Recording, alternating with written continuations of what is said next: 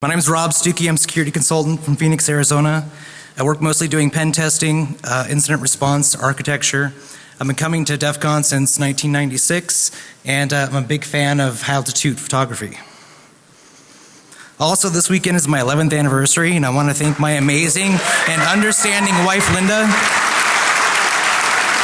who didn't realize that marrying me at Defcon meant that I'd be in Vegas every year on our anniversary.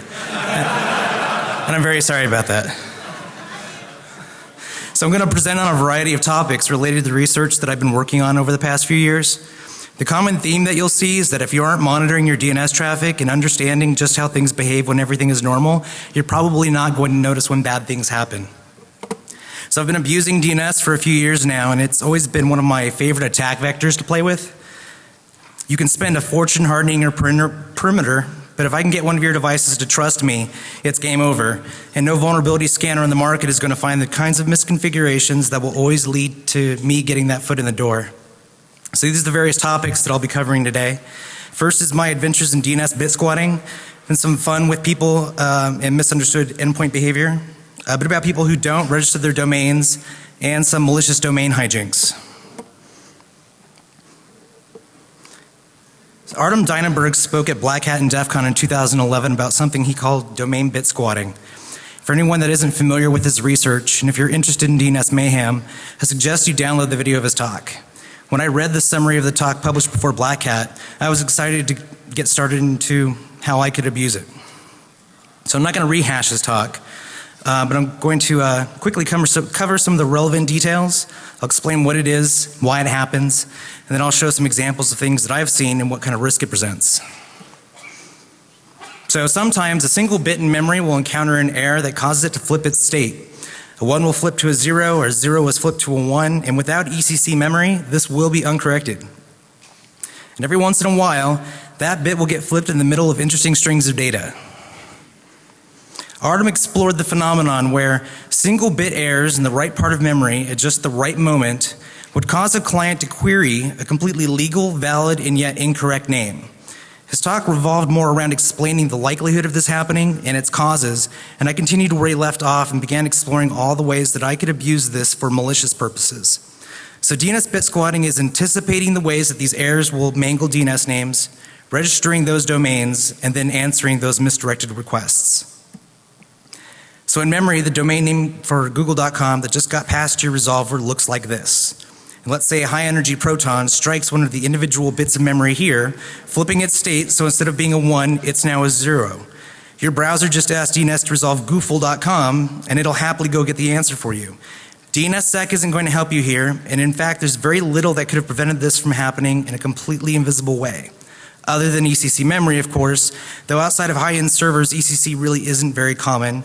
And even if you had ECC, there are plenty of places that this could have occurred where it's never used, like on your NIC or in the DRAM cache on your hard drive.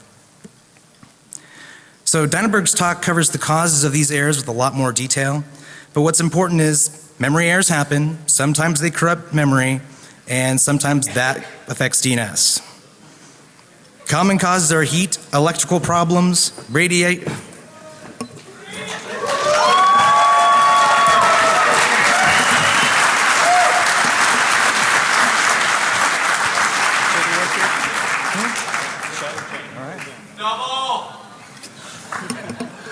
It's after 5 o'clock somewhere. Wait, that's here. You know the drill. They're new. We need somebody from the audience. Is there somebody here today who it's their 11th anniversary? Anybody? Oh, all right.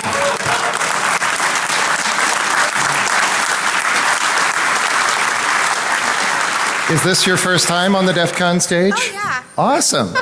I'd like to introduce you to 2,500 of my closest friends. Hello. Wait, what's your name? Linda. Everybody, this is Linda. Linda, this is everybody.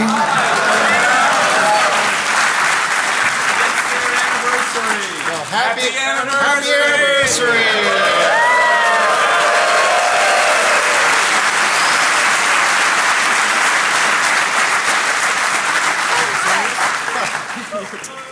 Good luck. Oh.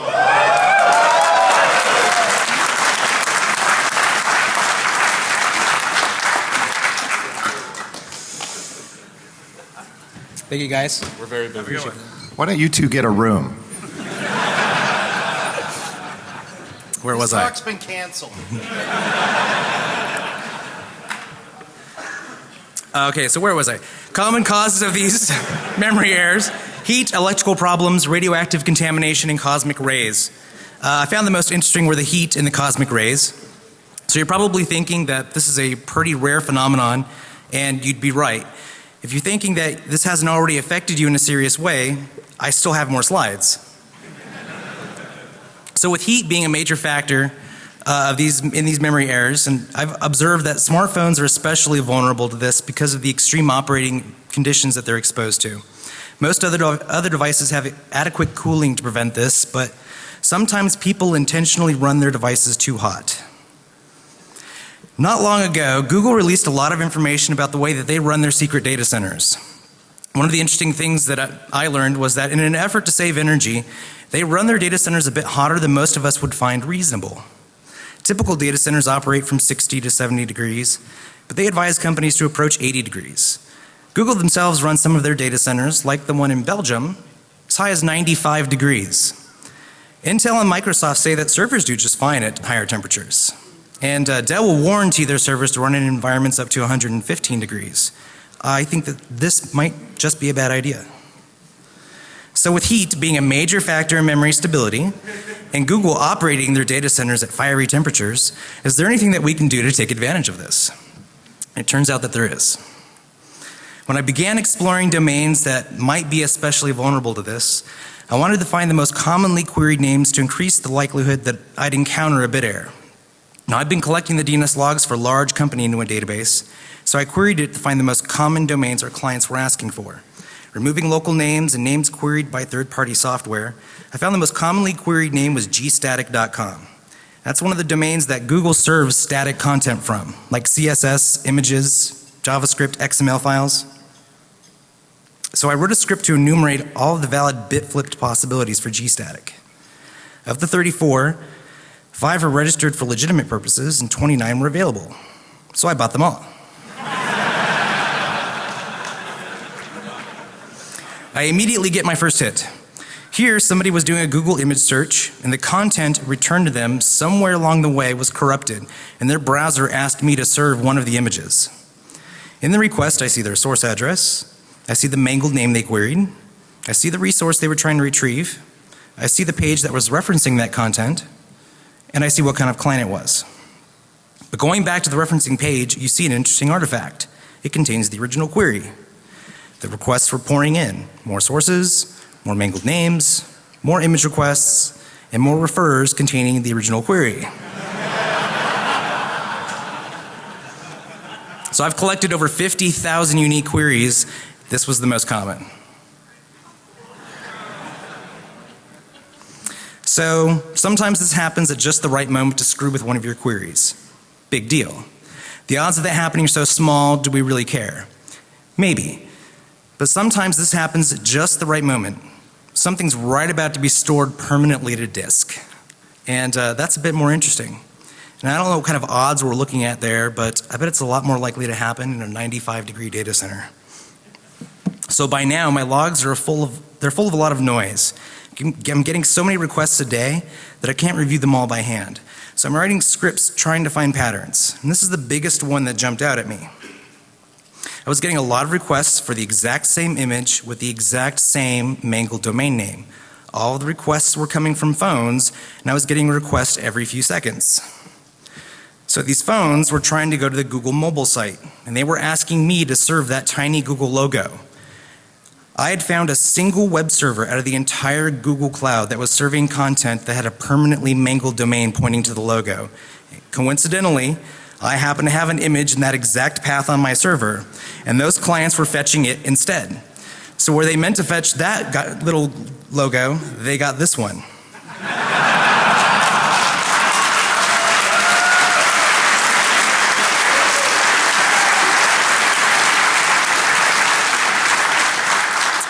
For 2 years. Hundreds of thousands of requests came to me for that logo, and instead of what Google had intended, this is what they saw. Then one day they all stopped. Google pushed out a content change for mobile sites and it was overwritten. So now I'm finding more patterns in the logs, and I started working on trying to figure out what they all were.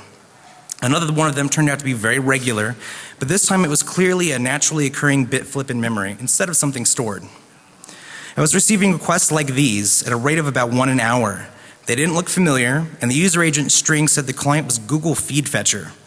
The requests were all coming from devices in the same network, all of them were Feed Fetcher, and all of the requests were for XML files. So I did some poking around, and I found that Feed Fetcher is the mechanism that Google uses for grabbing updated content for iGoogle. And I found that those source IP addresses were in Belgium. So those requests are Google's own servers, fetching updated content for the various widgets that make up the iGoogle personalized homepage. Each widget is an XML file that finds its content, and Google was asking me to serve that content to their presentation servers.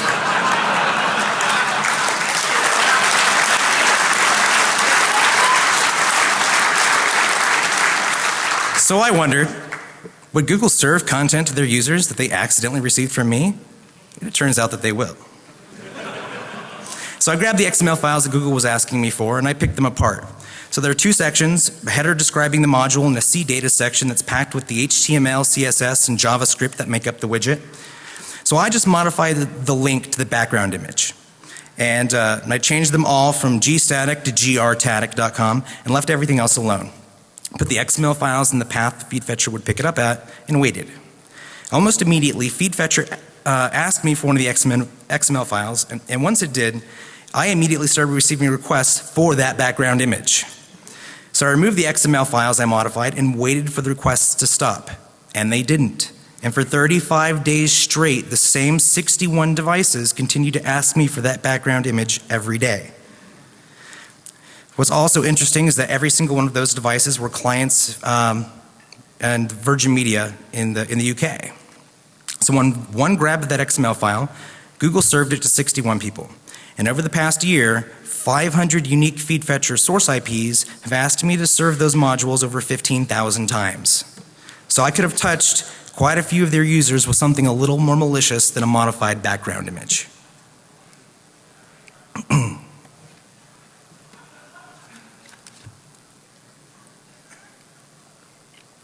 Here's some more fun with Google.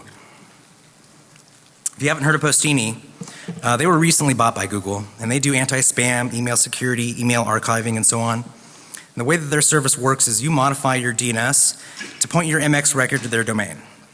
The MX you point to will be your domain.some4characters.psmtp.com. And one of the interesting things here is that the domain is so short that you could easily register all of the possible bit-flipped versions. The other interesting thing here is that so many companies point their MX records to a single domain, and nobody thought that was a bad idea. So I registered just 3 possible bit flips for that name, and prmtp.com seemed to be the busiest. Now, these are the queries that I received in a single month for a single bit flip of the psmtp.com domain. And these, and these, and these.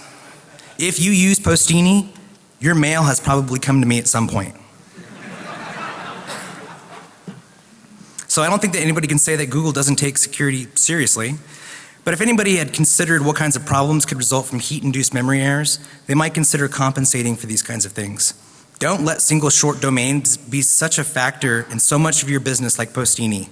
If your domain is popular, you're probably already buying the typos. You might want to consider the bit flips as well. I highly recommend that people use response policy zones internally to correct mangled queries for your own domains. If you own gstatic.com and you operate a 95-degree data center, you probably want to make sure that every possible way that domain could be mangled doesn't allow a client to attempt to reach it externally to your network.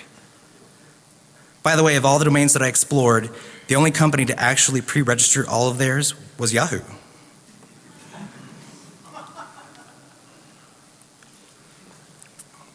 So in this next section, I'm going to demonstrate some behavior that many people don't seem to understand entirely.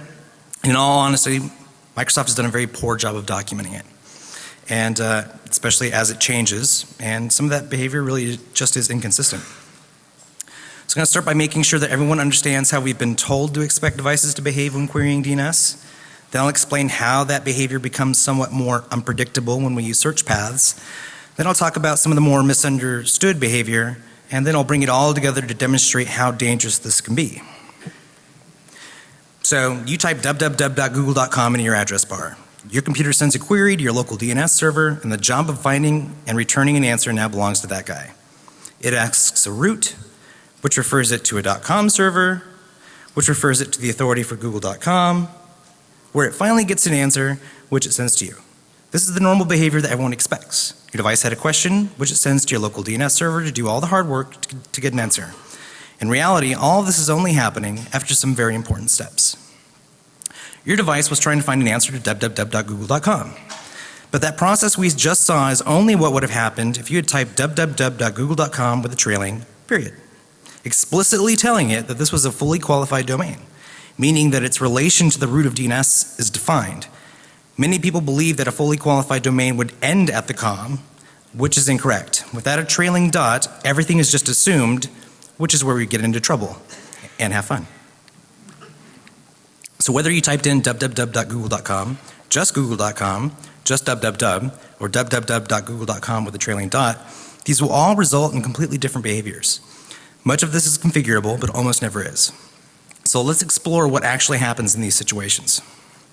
There are multiple features that influence decision making on the part of the client before it ever decides to send a DNS query. Two of these features are suffix search paths and DNS devolution. Both of these have numerous configurable options that influence their behavior and act very differently between every version of Windows and Service Pack. So this is how most people would use suffix search paths.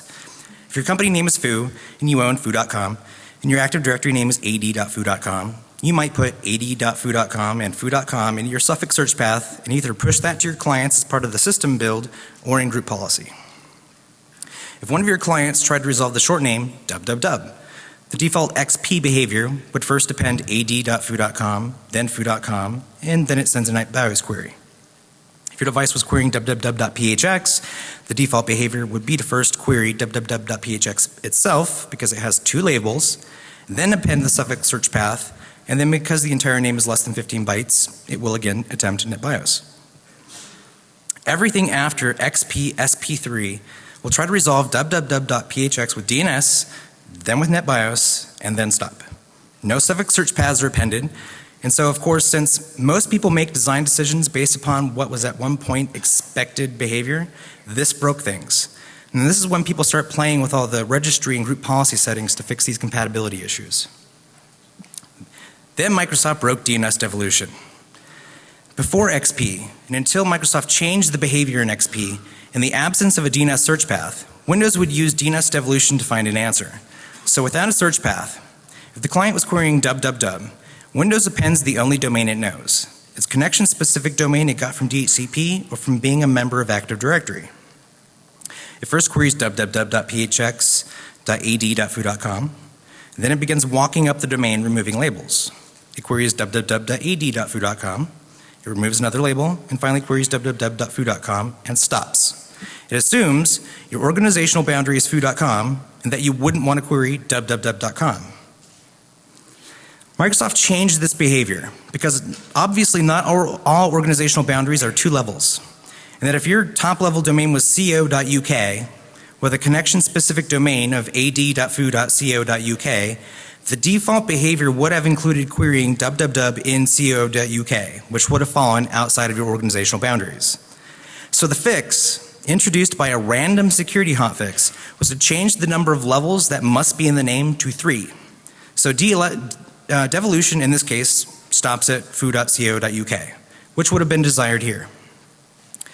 But in our example of foo.com, the new behavior introduced by that random hotfix is to stop at ad.foo.com. And this broke hundreds of thousands of clients at companies where their designs depended on that original behavior. So what did these companies do? Did they change their infrastructure design to fit the behavior of a random hotfix? No, they changed the behavior back to the way it was. This is the decision tree that Microsoft uses before making a DNS query. I know it looks simple, and you're wondering how anybody could ever misunderstand this, but there have been dozens of updates to this behavior from version to version, and they've documented it once. If one of these branches changes and breaks the way that you're using DNS, you'd have to push out modified settings to restore that original behavior.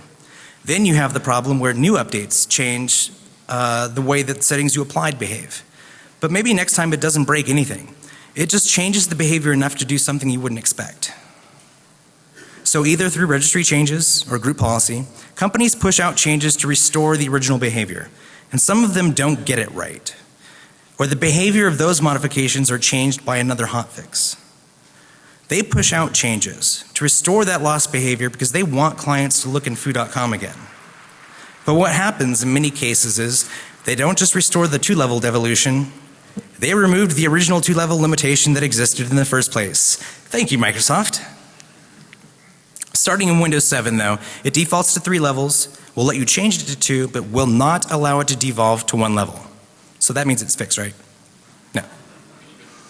What about BYOD, mobile devices, and all those previously broken Windows XP configurations? So I set out to test how many broken configurations might still be out there. I registered some .com domains that I thought might be commonly used in enterprise environments.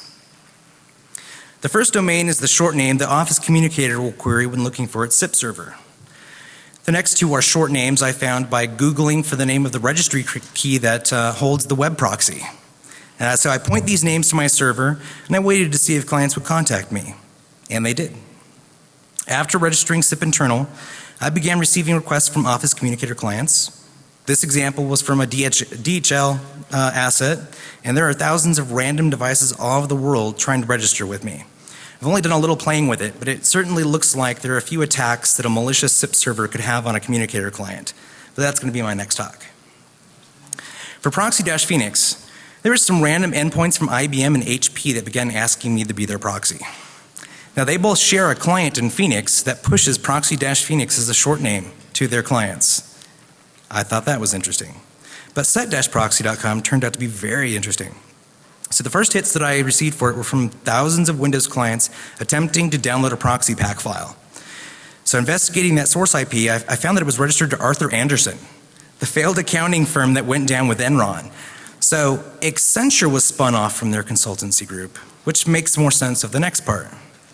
This traffic was from Accenture, and it looks like their mobile device policy sucks. They're pushing a configuration that references a location for their proxy pack file by short name. And there are thousands of iPhones and iPads appending a .com to that short name and asking me for their pack files. And even though they're pushing a proxy configuration that the clients are clearly not getting, they're still allowed to go out directly to the internet to ask me for it.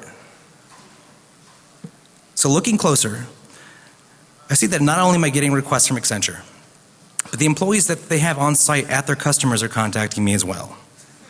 So Accenture, through poor DNS configuration, had not only opened themselves up to having every one of their devices hijacked, but introduced a foothold into all of their customers' networks. I had devices contacting me directly from IBM, GE, HP, Dow, Nokia, Merck, Medco, all asking me to be their proxies. I would have expected a little better from Accenture, but not much. The lesson here is, watch your DNS traffic. Just because Windows behaved one way doesn't mean it's going to behave the same way after the second Tuesday of the month.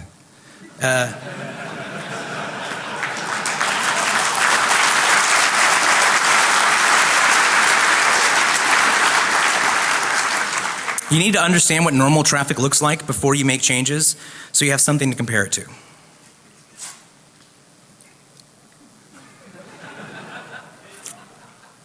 This one's my favorite.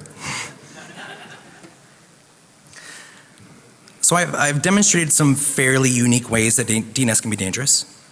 Bit squatting is not a huge threat, but it is an interesting one to play with. Unexpected behavior introduced by Microsoft patches combined with unique configuration is somewhat understandable. But one of the worst things that I've seen companies do from a DNS perspective is 100% self-inflicted and careless. What I'm about to demonstrate to you, I've seen companies do repeatedly over the years. Sometimes it's an accident, sometimes it's just willful disregard.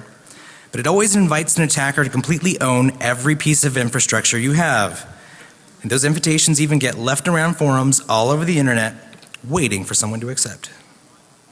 So the problem I'm talking about is when companies use domains that they don't own. Those domains get put into suffix search paths, pushed to all of their clients, and inevitably posted all over the internet when somebody needs technical support. So I set out to explore how many companies I could easily find that were doing this, and it wasn't hard. It started with a little help from Google. So searching for the name of the registry key that stores the search list, or for the output of an IP config, this will return thousands of hits from bleepingcomputer.com and other technical support forums that encourage users to post information about their workstation configuration to help troubleshoot. So I scraped Google for the results of these searches and created a unique list of all the domains and then began registering them. So I stumbled upon this IP config output, and the name rsquanta.com made it into my list of domains to register. Immediately after registering that domain, I began receiving a flood of requests for it from thousands of devices. I had no idea who this company was, but I was eager to find out. So it turns out this company is called Quanta Computer.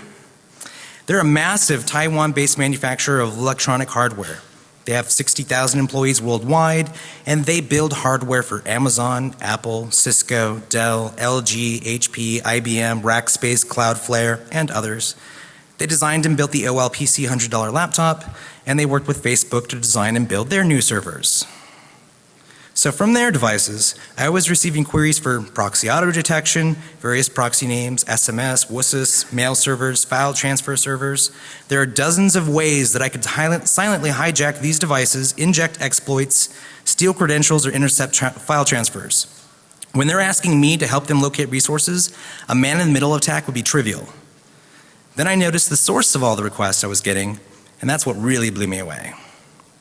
I was just seeing regular traffic from their assets sourced from their customers' networks. Now these queries prove there are Quanta assets on site at Cisco, Apple, 3M, and Dell. So they must have employees on site helping to design that hardware. And these are just some of the customers that I know that they have employees located on site at because they query me for everything they're trying to access. Those assets could be a foothold into these companies. And what are the odds devices have sensitive intellectual property? They're pretty good. Yeah. So there's plenty of passive information that I can gather from their traffic as well. I've enumerated every device name on their networks. I can see traffic from companies that they don't publicly do business with, possibly indicating a new contract. I can see traffic may suddenly stop from a company, indicating they've lost a contract. I can track wherever they go. I can see when they're traveling. I can see that there must be an open Wi-Fi at a dry cleaners near one of their offices because hundreds of the devices have come from there from time to time. And I can even see that they have people in town for Black Hat and Defcon. We'll talk later, guys. So this kind of mistake is serious. Don't let this be you.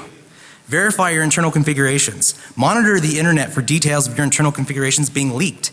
Places like Pastebin and Bleeping Computer are notorious. Monitor your DNS logs to verify your clients and the clients of your on-site vendors are querying what you expect. If you collect your DNS logs, look for the most commonly queried domain per individual device. You can easily identify every one of your corporate assets, given the fact that each of the most commonly queried domains are going to be what is in their suffix search paths. The domains that are in your on-site vendor search list are going to be their most commonly queried domains. So a couple years ago, I started buying expired domains that were previously used as command and control servers.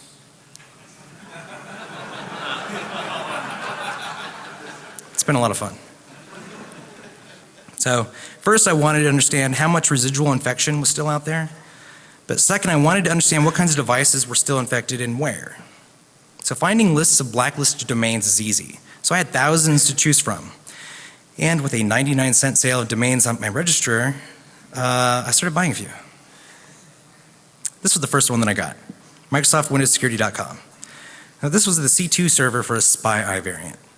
This bot hooks various functions to grab URI and post data, and then just sends them to this domain as an unencrypted post. I don't have to do anything. I send it a 404 every time it talks to me, but it just wants to keep sending me stolen credentials. This bot reports its unique ID, the process name the function was hooked, and the payload.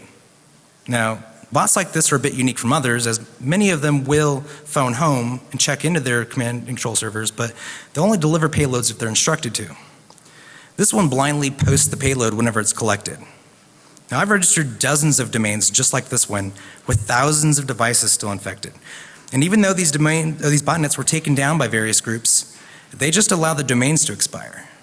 So what's the point in investing all that effort into taking down a botnet when you just allow the domain to expire and the original botnet master can go re-register it?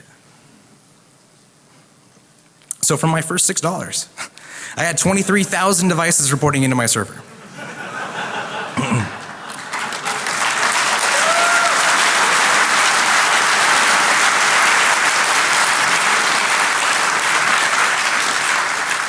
So these domains were all taken from published blacklists. So why are so many companies allowing clients to contact domains that have long been considered malicious? We can all do a better job of controlling one of the easiest mechanisms we have to prevent this. So from mining my DNS logs, I stumbled upon a domain that looked really unusual. One client out of 82,000 devices on my network were querying it regularly. And when I investigated it, I found that it had been expired for 6 months. This domain was not on any blacklist, and there wasn't a single hit on Google. But it just looked too suspicious, so I bought it. And the client started flooding in. Now, so this was just a basic form grabber. It was sending its payload unencrypted as a post, and there were 10,000 infected devices all over the world. Some of them were in very highly secure areas. And I found that one of the infected devices was at a wastewater treatment facility in Phoenix. So I reached out to somebody there so I could get a sample of this. And it was difficult to identify the infection, but once they did and sent me a sample, I uploaded it to VirusTotal to see what it was. And out of 42 AV scanners, not a single one had a signature for it. And this malware was 2 years old at this point. And I thought it was strange that nobody would have the signature, but what was even more strange was, why had it been abandoned? It was still completely invisible to AV, and it had some really high value devices infected. And here's one of the ironic examples. This is a QA engineer at Symantec.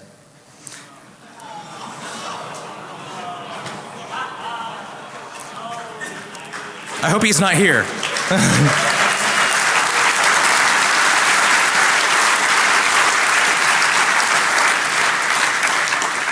So here I can see him working in their web-based ticketing system. And in this case, he's closing out a ticket about a security issue with their SIM product.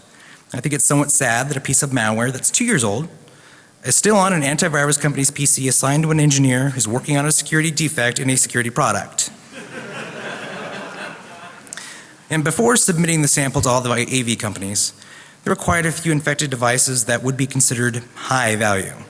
There were devices belonging to court clerks, devices at the U.S. House of Representatives, money transfer offices, newspapers, even a teller at the Federal Employee Credit Union in Langley.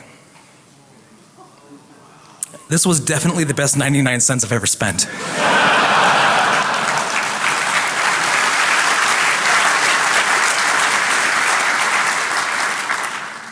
So a frightening thing to consider is that there are likely millions of infected devices trying to reach command and control servers that no longer resolve. If you use OpenDNS or the local DNS from almost any large ISP, they'll give infected devices an answer for anything they're trying to resolve. No, it doesn't matter if it doesn't exist. They spoof a reply for anything that doesn't resolve and point you to the IP address of a default landing page because they want to serve you ads. The logs on that server that hosts that page contains untold amounts of stolen data. Do you think they're doing anything to protect that? They're trying to monetize misdirected traffic with ads, and they're inadvertently stealing private data. You'd expect that if a piece of malware tried to resolve a command and control server that had been taken down, it wouldn't go anywhere. Sorry. OpenDNS and most ISPs, they're a little bit more helpful. It'll give you an answer for anything that doesn't resolve. It doesn't matter. And then that malware happily posts its stolen payload to that server. So I've registered quite a few domains now that aren't on any blacklists. If I can manage to get my hands on a sample, I commonly find that it's undetected by most of the major AV vendors. All of them I found by mining logs that people give to me. And I hope everybody considers mining their own logs. Some of the easier things that you can look for are domains being queried for the first time. Any domains that are new should have their registration dates logged. Log the name of the person who registered it, the country that they're in, the authoritative name servers. Look for domains that resolve to 127.0.0.1. They're probably botnets that have recently been taken down. Look for domains only being queried by one client on your network. It's pretty easy to find things that stand out as unusual. You could generate a list every day that's small enough to manually investigate. And here's some resources that you should check out if you want to get started with DNS intelligence. Bro supports logging DNS queries it sees. I highly recommend that. The DNS anomaly detection script is a simple thing that will look at your top domains from yesterday and compare it to the top domains today. And when something changes, the next Microsoft patch that gets rolled out, you'll see a big change in that the day after. So that's a good one. Passive DNS allows you to capture queries and answers from a PCAP file or an interface. And response policy zones are a great feature in Bind that will allow you a fine-grained approach to blocking and redirecting queries for specific domains based upon the answers or the authoritative servers for the domain. And when used with DNS sinkholes, you can impersonate the remote server so you can log exactly what your clients were trying to send. And these are some white papers that you might find inspiring. Start mining your DNS traffic. You're going to find much more than you expect. And thank you for your time. Please feel free to contact me.